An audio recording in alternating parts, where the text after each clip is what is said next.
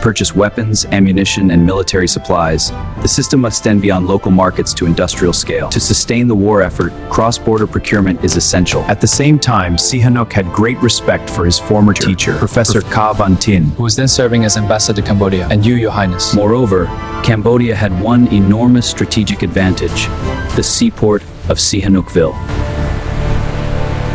Because of this, Vietnam chose the Cambodian Riel as the transit currency for purchasing necessities, weapons, and ammunition. The next question was, how could they obtain Cambodian Riel? And once the supplies were purchased, how could they be transported back into Vietnam? The North provided him with enough gold and foreign currency to conduct business operations and generate Cambodian Riel.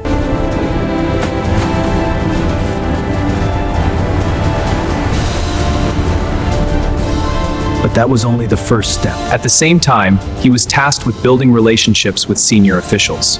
On the birthday of Cambodia's Minister of Security, to answer this problem, the General Department of Logistics sent Comrade Duc Phung to Cambodia, where he posed as the owner of a major trading company in the land of pagodas. In return, the minister gave Duc Phung his own personal car as a token of appreciation. They either had to be bought in the north and transported south, or purchased from neighboring countries and then moved into South Vietnam.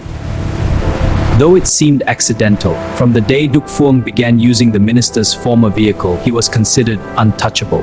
Wherever that car went, police officers did not dare interfere. They simply bowed respectfully. As a result, the trucks carrying money and supplies passed through checkpoints smoothly, thanks largely to Duc Phung. At that time, Sihanoukville port was an extremely important harbor. It served as a critical gateway through which Vietnam received aid from allied countries. The reason supplies had to be transported through this port was simple. Land routes were under severe enemy attack, and sea routes had become heavily monitored after the Vung Ro incident in 1965, when Vietnam's maritime supply operations were exposed. As a result, transporting weapons and food by sea had become extremely difficult. The cost of bribing military officials along the Sihanoukville route was extremely high. The rate was about $2 for every kilogram of weapons. For other goods, it was $1 per kilogram. These prices constantly changed depending on the route and which general controlled that particular corridor. At times, some commanders refused money altogether and demanded weapons instead. The exchange rate could be as high as 30%. However, buying from the north and transporting it south was extremely costly and highly risky. Out of every 10 rifles, they would take 3, and even after obtaining the weapons and supplies, storage warehouses still had to be rented. After careful calculation, it was still less costly than losing even more supplies to American bombing under the old transportation methods. These rentals had to be paid in Cambodian Riel. Although the costs were enormous, Vietnam still had no choice but to accept them. Everything seemed to be running smoothly until 1970, when Lon Nol staged a coup against Prince Sihanouk. That was when serious difficulties began. Sihanouk had supported Vietnam. Lon Nol, however, was backed by the United States.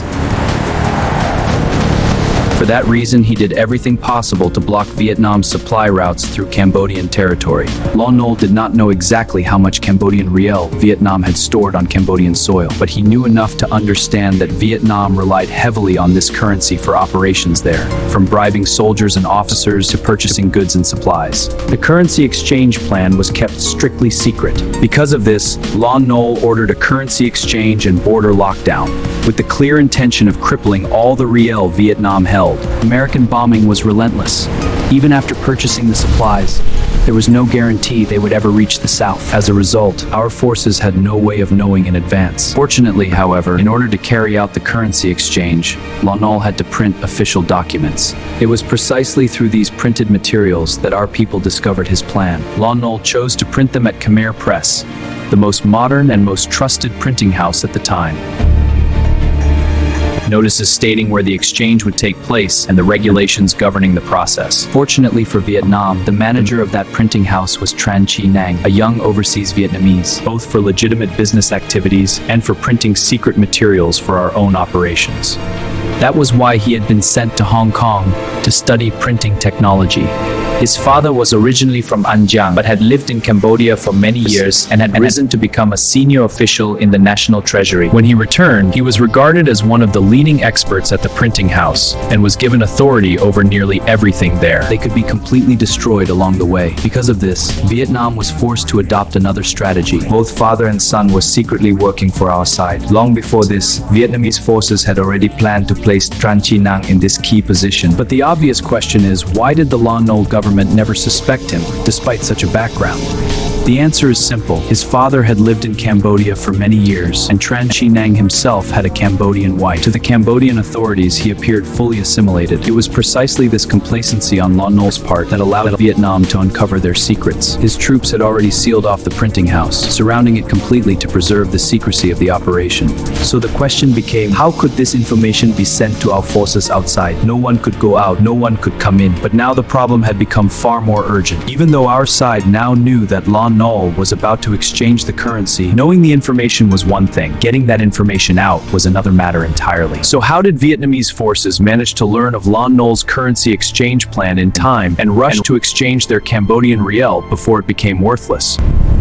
Purchase supplies from neighboring countries and transport them into the south. The question then became, which country would be the most convenient source and what currency could be used? At that time, Prince Norodom Sihanouk was the head of the Kingdom of Cambodia, a country sharing a border with Vietnam. He held a special affection for President Ho Chi Minh. Your vision aligns with our goals.